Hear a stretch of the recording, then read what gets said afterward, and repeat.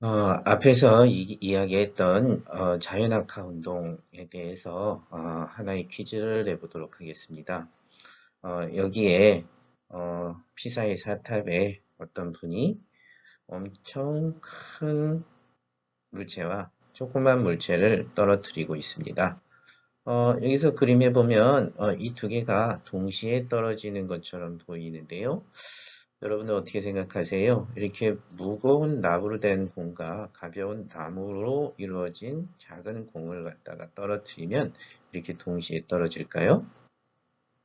한번 답해 보세요. 네, 아마도 이 그림에서는 결론이 동시에 떨어진다라고 했으니까 동시에 떨어진다가 맞을 것이고, 근데 조건이 있지요. 무슨 조건이 있어야만 합니까? 네, 바로 마찰이 없어야 한다는 조건입니다. 마찰이 있다면 이런 일은 잘 벌어지지 않죠. 그렇다면 이러한 생각을 누가 했냐면 이런 것들은 바로 여러 과학자들이 얘기했지만 그거에 대해서 구체적으로 논리적으로 설명하신 분이 바로 이 갈릴레오 갈릴레이입니다. 갈릴레오라고 하는 분은요, 역학 분야에도 많은 기여를 했지만 또 천문학에도 기여를 했죠.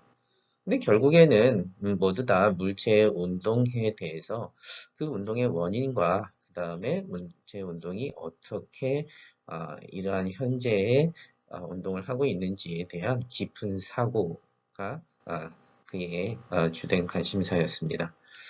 자, 그러면 이분이 이거를 어떻게 해석을 했는지 한번 생각해 볼까요? 자, 다음과 같이 예를 한번 들어볼게요. 어떤 예냐면 자, 여기에 있는 물체 중에 큰 물체를 라지 m이라고 하겠습니다. 그 다음에 작은 물체를 스몰 m이라고 하겠어요.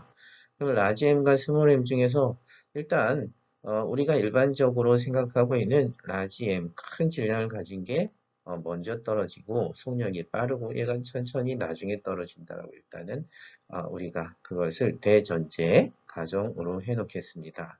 1번 자, m이 속력이 바로 작은 속력보다 크다. 이거는 이렇게 우리가 받아들였어요. 자, 그 다음에 두 번째는 이걸 가지고 떨어뜨려 봤어요. 그랬더니, 실험을 했더니, 당연히, 얘가 빨리 떨어진다고 했으니까 그렇게 떨어지겠다라고 하는 것이 바로 첫 번째 결론이죠. 그래서 참 거짓 중에서, 참이다. 음, 그러면 또 다른 생각을 해본 거죠. 다른 생각을 어떤 걸 해봤냐면 RGM 스몰 M을 갖다가 어떻게 했냐면 이렇게 큰 거랑 작은 거랑 선으로 연결했어요. 줄로 연결해서 얘를 떨어뜨려 봤더니 이렇게 동시 위에서부터 떨어뜨렸는데 나중에는 시간이 지나면 얘가 어떻게 돼요? 어, M은 먼저 가고 스몰 m은 나중에 가겠죠. 그렇지만 어떻게 됐어요? 연결돼 있는 채로 먼저 가요. 근데 라지 M은 먼저 떨어지고 싶고 스몰 m은 천천히 떨어지고 싶고 그것이 우리가 앞에서 말한 것이기 때문에 얘는 어떻게 떨어져야 돼요? 얘는 얘를 갖다가 라지 M 플러스 스몰 m이라고 하면 그때의 속력 V를 갖게 되는데 어떤 관계가 되냐면 VM보다는 작고 그쵸? VM 스몰 m 그 다음에 얘가 스몰 m보다는 커야 되겠죠? 아까 얘기한 것처럼 큰 질량은 먼저 떨어지고 싶고 스몰 m은 나중에 떨어지고 싶으니까 얘가 큰 애 보고 같이 가 그러면서 이제 붙잡아 당기는 거죠. 그러면 이 결론이 맞는데 문제는 뭐예요? 얘 전체 질량이 가장 크니까 얘는 사실이라는 얘기입니까? 네. 처음의 가정과 위배가 돼서 얘는 틀리다는 거죠. 얘는 틀렸어요. 그러니까 이 결론이 맞지 않고 우리는 첫 번째 대전제인 바로 가정 자체가 틀렸다는 것이죠. 자, 이렇게 설명한 것이 바로 갈릴레이였습니다. 혹자들은 이 갈릴레이가 이 피사의 사탑에서 공을 떨어뜨린 요 분이 바로 주인공이라고 생각하고 알고 있는 분들도 있어요. 그런데 그러한 기록은 어디에도 없다고 합니다. 자, 그러면 자연학화 운동 알아봤어요. 자, 여러분들 오늘 퀴즈에 낼 건데요. 잘 보세요. 조건을 잘 보셔야 됩니다. 만약에 마찰력이 없다면 얘네들은 동시에 떨어질 겁니다. 그런데 마찰력이 있다면 네, 무거운 낙공이 먼저 떨어질 것입니다. 왜냐하면 공기 마찰이라고 하는 것은 가벼울수록 더 크게 영향을 받기 때문이죠. 생각해보면 스펀지를 던졌다고 생각해보세요. 스펀지는 잘 떨어지지도 않죠. 그 다음에 두 번째 우리가 해머와 깃털을 떨어뜨렸다고 해보세요. 누가 먼저 떨어질까요? 바로 해머가 먼저 떨어지고 깃털은 공기 저항력 때문에 살랑살랑 천천히 떨어지겠죠. 자, 그러면 다음 주제를 공부하도록 하겠습니다. 네, 다음 주제는 수직으로 던져 올려진 물체의 운동이에요. 수직으로 던져 올려진 물체의 운동. 물체를 수직으로 던져 올렸다. 여기에 어떤 친구가 있어요. 옥상에 있는데 이 옥상은 바로 어느 정도 높이에 있고 이 물체는 손에 위에 있고 그 물체는 바닥으로부터 50m의 높이에 있어요. 그런데 여기에서 요 손의 높이를 갖다가 0이라고 해봅시다. 기준을 여기서 출발했으니까요. 조금 그림을 제가 잘못 표시를 했네요. 여기가 바로 0, 손의 위치가 돼야 되는데요. 여기에다가 이렇게 해서 0이라고 하겠습니다. 자, 얘가 어떻게 운동할까요? 먼저 생각을 해볼게요. 얘는 위로 올라가면서 속력이 점점 느려지겠죠. 느려지다가 최고점 B에서는 순간적으로 멈췄다가 다시 속력이 빨라지겠고 떨어지면서 계속해서 빨라지다가 바닥에 도달을 할 것입니다. 자, 그러면 왜 그럴까요? 그것은 우리가 위쪽으로 처음에 던졌지만 얘가 속력이 점점 느려지는 것은 아래 방향으로 이 공간 자체가 가속도 g를 갖기 때문이죠. 그래서 아래 방향이다라고 하는 것을 우리는 표현하기 위해서 위쪽 방향을 플러스 아래 방향을 마이너스로 우리는 표현할 수 있을 것 같아요. 1차원에서는 직선 운동에서는 한쪽 아니면 다른 쪽 두 가지의 방향이 있고 그 방향을 표시하기 위해서는 동서남북보다는 플러스 마이너스가 편하겠죠. 그래서 플러스 방향, 마이너스 방향 이렇게 두 가지의 방향을 씁니다. 그러면 얘가 중력장로에 놓여 있으면서 아래 방향으로의 중력장을 가지고 있기 때문에 얘는 그 중력장에 의해서 속력이 변할 것이고 처음에 위로 던져진 속력 V제를 가지고 있고 그리고 중력장은 아래니까 줄어들 것이고 그 다음에 얘가 떨어질 때는 다시 중력장과 같은 방향으로 떨어질 것이고 그렇게 되면 얘는 속력은 점점 증가할 것이지만 그 방향은 계속해서 아래 방향, 마이너스 방향으로 속도를 갖게 될 것입니다. 자, 그래서 그걸 표현하기 위해서 우리는 이 물체에다가 벡터를 표시했는데요. 속도 벡터라고 하는 것은 플러스 방향으로 위쪽이다라고 이제 잡았고요. 그 다음에 가속도 벡터라고 하는 것은 아래 방향으로 g다라고 했어요. 그래서 여기에서는 특별히 화살표 표시를 안 해줘도 되는 게 마이너스라고 하는 것이 바로 방향을 표시해 주기 때문입니다. 자, 이랬을 때 몇 가지 실제로 숫자를 대입하면서 질문에 답해보고 이 문제를 이해해 보도록 하겠습니다. 자, 50m 높이에 이 친구가 있다고 그랬고 위쪽을 플러스로 잡자라고 얘기를 했어요. 그 다음에 처음에 이 공을 30의 속력으로 던졌다. 엄청 빠르게 던진 거죠. 30은 몇 킬로미터 아워인가요? 네, 10일 때가 바로 36이고 그 다음에 그거에 대해서 36의 3배니까 108km/h의 속력으로 던진 거죠. 그 다음에 이때 모든 마찰은 무시해라. 예, 모든 마찰은 무시해라. 그 다음에 중력가 속도는 9008 대신에 10을 사용해라. 그래야 계산이 좀 편리하겠다. 라고 하는 거죠. 자, 그러면 첫 번째 무엇을 하라고 했냐면 중력 가속도를 g라고 할 때 등가속도 운동식을 써보자 라고 했어요. 등가속도 운동식 여러분들 몇 개가 있었죠? 네, 세 개가 있었죠. 그 중에 첫 번째는 뭡니까? 첫 번째는 네, 위치 시간에 관련 식이라 하면 자, x는 x0 플러스 v0t 마이너스 2분의 1 플러스 2분의 1 at 제곱이죠. 자, 그러면 그것을 여기에서는 y축이라고 했으니까 y라고 쓰고 y0 플러스 v0t 그 다음에 플러스 2분의 1 at 제곱 이렇게 암기해서 쓰면 돼요. 그런데 여기에서 우리가 뭘 바꿔주면 더 좋을까요? 네, a라고 하는 것이 뭐예요? 가속도인데 이 가속도를 우리가 방향까지 표시해서 g라고 표현하고 마이너스 g라고 표현을 해주면 되겠죠. 그러면 처음 속력은 처음 위치를 0으로 잡았으니까 0이고 처음 속력 v0를 쓰고요. 그러면 v0t 마이너스 2분의 1 gt 제곱이라고 쓸 수 있어요. 이것을 위에 있는 숫자를 가지고 쓰게 되면 어떻게 될까요? 30t 마이너스 네, 5t의 제곱이라는 네, 함수식, 2차 함수식이 나오네요. 자, 그 다음에 두 번째, 이번에는 등가속도 운동식 중에서 속도 시간식을 써보면 나중 속도는 처음 속도에다가 속도의 변화량 이렇게 쓰죠.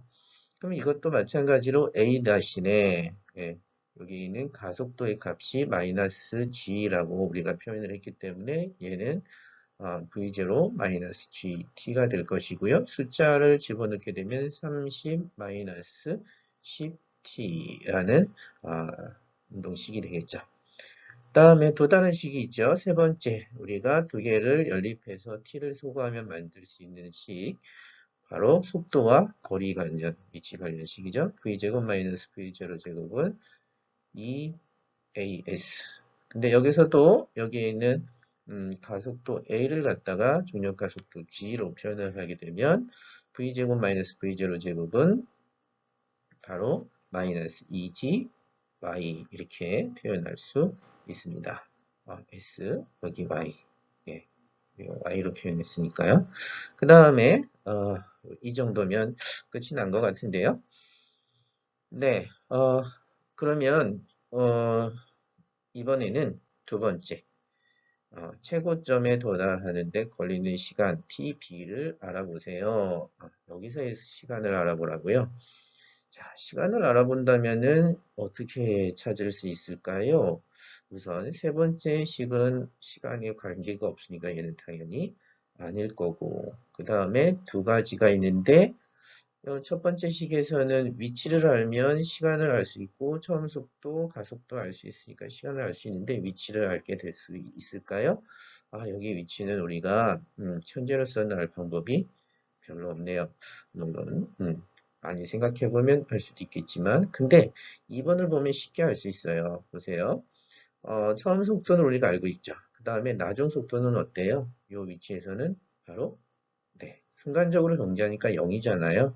그러니까 우리는 두 번째 식을 이용해서 v는 v0 마이너스 gt인데 나중 속력은 0이고 처음 속력은 30, 처음 속도는 플러스 30이고 그 다음에 마이너스 10에 t 해서 바로 t는 어떻게 구할 수 있냐면 g분의 네, 여기가 마이너스 v0에 그 다음에 마이너스 g가 연결되어 있으니까 이렇게 그냥 쓰면 되겠네요.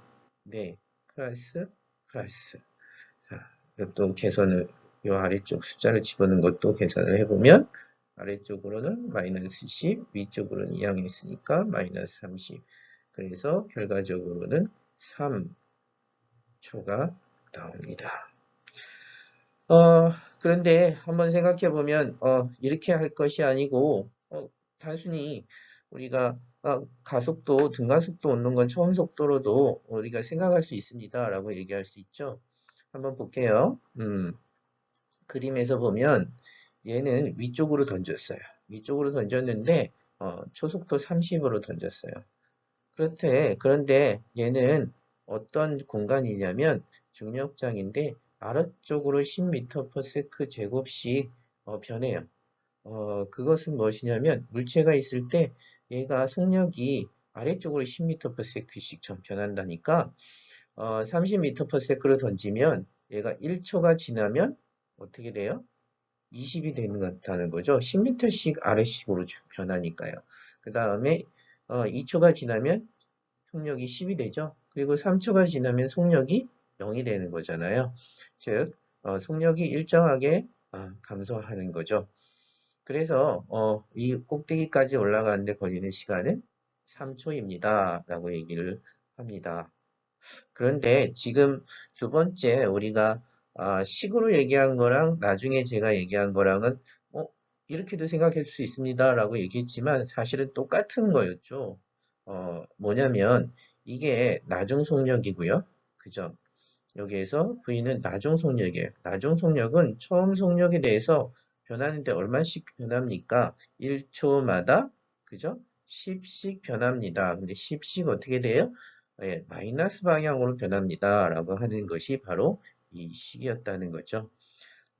우리의 현상을 식으로 표시해낸 거죠. 그래서 간단하게 우리는 자연현상을 식 또는 숫자로 표현할 수 있다라고 하고 이래서 우리 아인슈타인이라는 분은 수학이야말로 우리 자연현상, 물리학을 표현할 수 있는 가장 아름답고 간결한 언어다라고 그렇게 얘기해 주었어요. 자, 다음 볼까요? 네, 다음 질문을 한번 생각해 보죠. 다음 질문은 원점으로 되돌아왔을 때 속도 VC를 구해 보십시오 라는 것입니다. 벌써 답을 내셨죠? 당연히 위로 올라갈 때는 30m/s로 올라갔으니까 떨어질 때도 30m/s로 떨어져야 공평하겠습니다. 라고 생각을 할 수 있습니다. 아니면 어떤 논리로 이렇게 여러분들이 30이라고 답을 했을까 생각을 해보면 1초에 10m/s씩 자 증가하거나 감소하죠. 위로 올라갈 때는 10씩 감소하니까 30, 20, 그리고 0m/s가 3초 만에 됐다가 떨어질 때도 3초가 걸릴 테니까 얘는 바로 30m/s가 된다라고 생각하셨을 거예요. 그러면 이렇게 간단한 논리를 갖다가요, 우리가 식을 이용해서 정말 맞는지 확인해 보도록 하겠습니다. 그래서 원점으로 되돌아올 때의 속도는 등가속도 운동식 중에서 어떤 걸 사용하면 좋을까요? 네, 속도 시간식을 한번 사용해 보죠. 두 번째 식. 그러면 등가속도 운동, 특히 수직으로 던져 올린 물체 운동에서 나중 속도는 처음 속도 마이너스 GT라고 하는 것을 우리가 지난번에 했어요. 그러면 나중 속도 V를 구하기 위해서는 C를 구하고 싶은 거죠. C를 구하고 싶으면 처음 속도 V0에다가 V0 알고 있어요? 그 다음에 중력가 속도 G 또 알고 있어요? V0는 30, G는 10 이렇게 알고 있어요. 그런 다음에 T를 집어넣으면 되는데 C는 알고 있나요? 여러분들 아까 우리 얘기할 땐 얘는 6초가 걸린다고 했으니까 그냥 대입을 하게 되면 답이 나올 수도 있어요. 우선 답을 구해보면 이렇게 하면 VC라고 하는 것은 네, 30 마이너스 6초니까 60이 돼요. 그러면 마이너스 30 미터 퍼 세크가 되죠. 맞았나요? 네. 마이너스에 부호가 있어서 좀 놀랐죠? 대단한 거죠. 뭐냐면 우리는 여기에서 처음에 얘기할 때 위로 30의 속력을 갖는다라고 했고 아래로 30의 속력을 갖는다. 여기서 아래로 30이라고 하는 건 바로 속도를 의미하는 거죠. 방향까지. 그런데 우리가 위쪽은 플러스다라고 잡았기 때문에 아래쪽은 마이너스다라고 해서 이 전체가 아래 방향의 30이라고 하는 속도 벡터라고 하는 것을 갖다가 아주 잘 설명해 주고 있다는 것을 알게 됩니다. 답은 이렇게 되죠. 그런데 한 가지 더 해보도록 합시다. 이 t를 갖다가 정말 6초가 맞는지 확인해 보자고 하는 거죠. t를 직접 구해보는 방법. t를 구하는 방법은 또 무엇을 할 수 있냐면 첫 번째 등가속도 운동식 y는 y0 처음인 0이고 그 다음에 v0t 마이너스 2분의 1 그 다음에 g t 제곱이죠. 그런데 우리가 알 수 있는 것은 여기서 y를 이미 알고 있어요. y는 처음으로 되돌아왔다라고 했으니까 여기서 y를 0이라고 놓고 처음 속력 30, 그 다음에 t 마이너스 여기다가 10을 세입하게 되면 5, 그 다음에 t 제곱이죠. 그렇게 되면 여기서는 6t 마이너스 t 제곱이 되죠. 따라서 여기서는 t는 0 또는 6초가 됩니다. 그래서 우리는 처음에 던질 때 위치, 시간이 0일 때 y가 0에 위치해 있고 그 다음에 시간이 6초일 때도 0이 된다라고 하는 것을 알 수 있죠. 이렇게 해서 우리는 t를 구한 다음에 나중 속도 vc를 알 수 있습니다. 네. 질문이 많네요. 이번에는 4번 질문. 던진 후 물체를 던졌어요. 그리고 나서 7초일 때 물체의 위치를 찾아보세요 라고 했습니다. 7초일 때라고 하는 것은 어때요? 우리가 6초가 되면 바로 여기가 되니까 원래 위치가 되니까 7초는 아마도 이 어딘가에 위치하겠죠. 근데 이거는 우리가 짐작으로 풀 방법이 바로 계산이 안 되네요. 그러면 한번 등가속도 운동식으로 가능하겠죠? 위치를 알려주는 식이 있으니까 위치를 한번 식에다가 바로 적어 넣습니다. V0, y는 V0t 30t 그 다음에 마이너스 2분의 1에 10 t의 제곱인데 각각을 그냥 대입하면 되겠네요. 여기다 7을 대입할 거예요. 그러면 210이 되고요. 여기는 7 대입하면은 5 곱하기 49니까 45에다가 5, 4, 20, 245가 되겠네요. 그러면 어떻게 됩니까? 네, 마이너스 35가 됩니다. 그러면 답이 뭡니까? 처음 옥상에서부터 아래 방향으로 그쵸? 여기에서 마이너스라고 하는 것은 아래 방향으로 몇 미터에 위치했다는 얘기예요? 35m에 위치했다라는 것입니다. 네, 이렇게 등가속도 운동식을 이용을 하게 되면 우리가 많은 질문들, 이 물체의 나중 위치, t시간 후의 위치 또는 t시간 후의 이후에 속력 이런 것도 전부 다 알아낼 수 있게 됩니다. 그래서 이런 것을 우리는 초기 조건을 알고 있을 때 이 물체의 나중의 운동 상태를 모두 다 알게 된다라고 하는 것이죠. 근데 이런 것은 무엇이 힌트였냐면 가속도가 10이라고 하는 것을 알고 있을 때다. 그래서 우리는 가속도를 알면 우리가 나중에 운동 상태 속도와 그 다음에 위치를 알 수 있다. 그래서 가속도 찾는 것이 굉장히 중요합니다. 자, 이번에는 그래프를 그리고 설명해 보자 라고 했어요. 앞에서는 우리가 이 물체의 운동을 등가속도 운동식을 이용을 해서 어떤 시간에서의 속도, 그 다음에 어떤 시간 후에 이 물체의 위치를 알아봤어요. 근데 때로는 그래프를 그리고 그 그래프를 이용을 해서 어떤 물체의 나중 운동 상태를 아는 것이 훨씬 편할 때가 있기 때문에 그래프를 그리고 설명해 보자라고 이제 해보았습니다. 그러면 이렇게 세 가지의 그래프를 우리가 그려보고 생각해 봅시다. 첫 번째 그래프로 AT 그래프입니다. AT 그래프라고 하는 것은 Y축에 가속도를 그리고요. 가속도 축으로 하고 그 다음에 X축에 시간축으로 한다는 겁니다.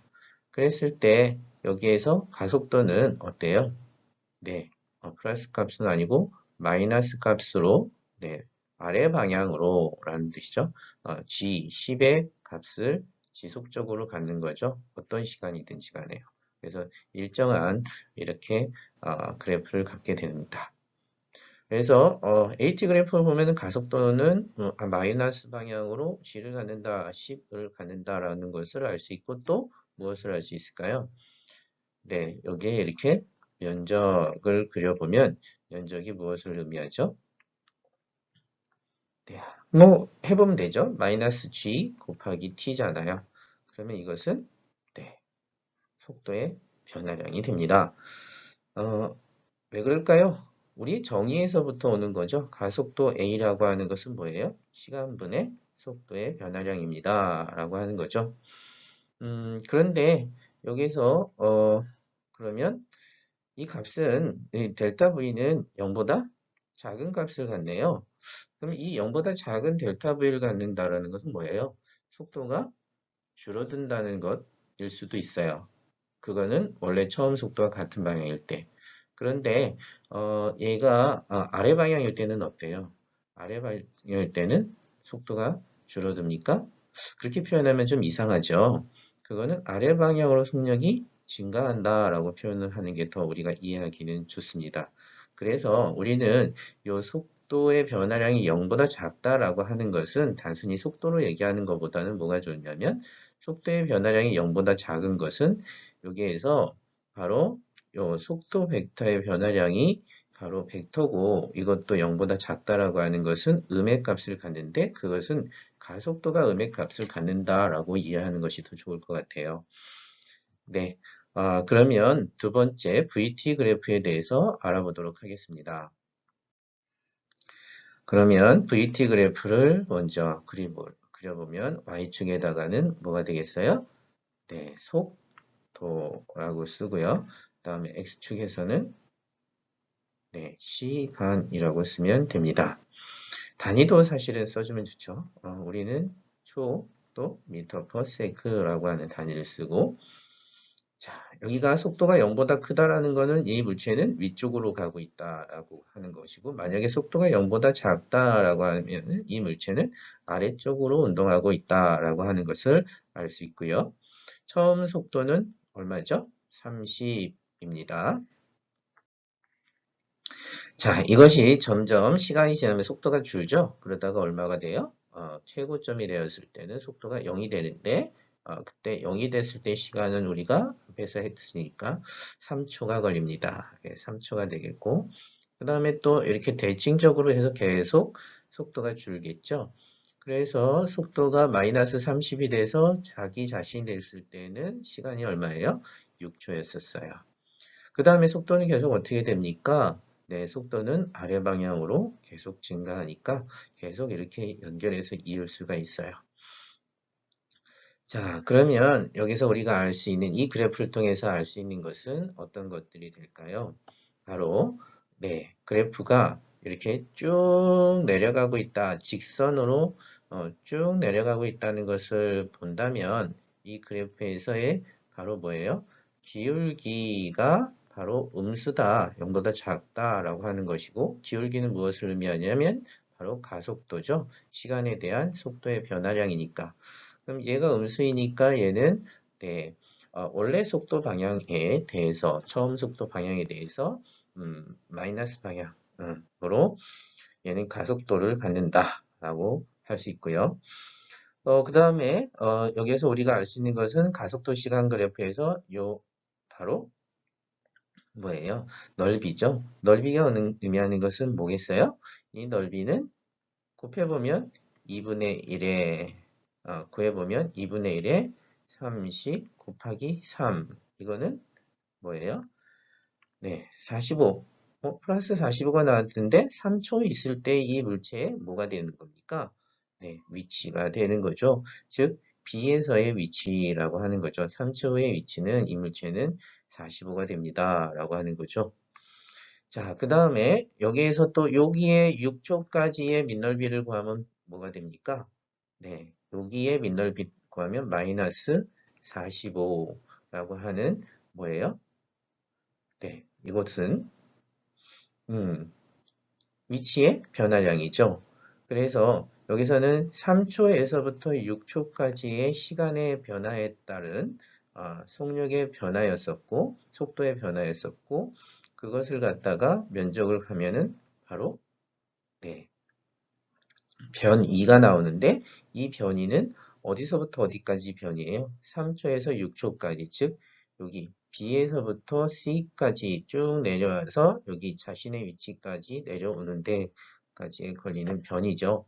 그러니까 이것이 마이너스 45가 됐다라는 것을 우리는 알 수 있어요.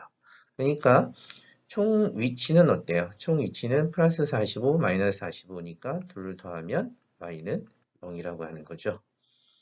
네, 이렇게 VT 그래프를 통해서는 우리가 속도가 일정하게 줄어드는 등가속도 운동이라는 운동 상태도 알 수 있고, 그 다음에 면적을 통해서 얘의 변이가 얼마나 되는지도 알 수 있습니다.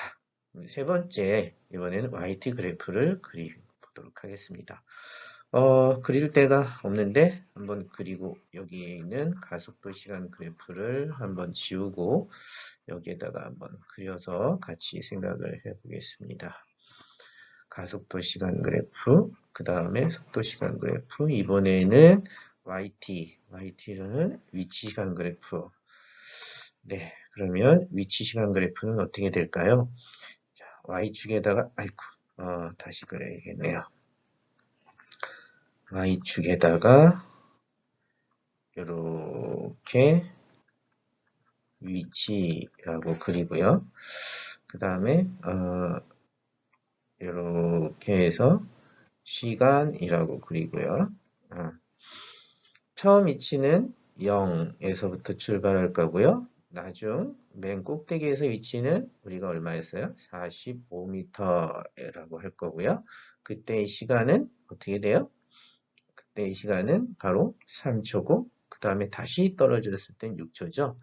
근데 올라가면 올라갈수록 시간에 대한 위치의 변화량인 즉 변이인 여기의 면적은 그죠? 1번 면적, 2번 면적, 3번 면적이 같은 시간 동안 위치의 변화량 변이니까 면적이 줄어드는 걸 일정하게 줄어드는 걸 알 수 있어요. 일정하게 줄어드나요? 일정하게 줄어드는 거는 맞나? 자, 줄어드는 걸 알 수 있고, 그 다음에 여기에서 그 줄어드는 것을 표현하기 위해서는 뭐가 될까요? 네, 기울기가 줄어들어야 될 것이고, 그러면 얘가 직선 모양이 아니라 이렇게 네, 곡선 모양으로서 포물선 모양을 가질 게 있죠. 그러면 여기에서 우리가 알 수 있는 것은 또 무엇일까요? 네, 위치가 시간에 따라서 이렇게 변한다. 처음에는 플러스 방향으로 45m까지 갔다가 그 다음에 6초가 되면 다시 0이 됐다가 어떤 시간이 지나면 또 얘가 아래쪽 방향으로 어떤 위치에 있겠구나 라고 하는 것을 알게 되겠고요. 그 다음에 여기에서 위치 시간 그래프에서 알 수 있는 것은 기울기죠. 기울기를 통해서 자, 그래프에서 접선의 기울기는 그 점에서의 뭡니까? 순간 속도죠. 그러니까 여기서는 순간 속도가 컸다가 그것이 순간 속도가 줄어들죠. 그래서 속도가 점점 줄어들다가 여기서는 속도가 0이 됐다가 속도가 다시 커지는 그러한 형태를 볼 수 있습니다. 네, 그러면 이번에는 세 개의 그래프를 통해서 우리가 수직으로 던져 올린 물체의 운동을 한번 해석해 보았습니다. 오늘 수업은 여기까지 하는 것으로 하겠습니다. 수고하셨습니다.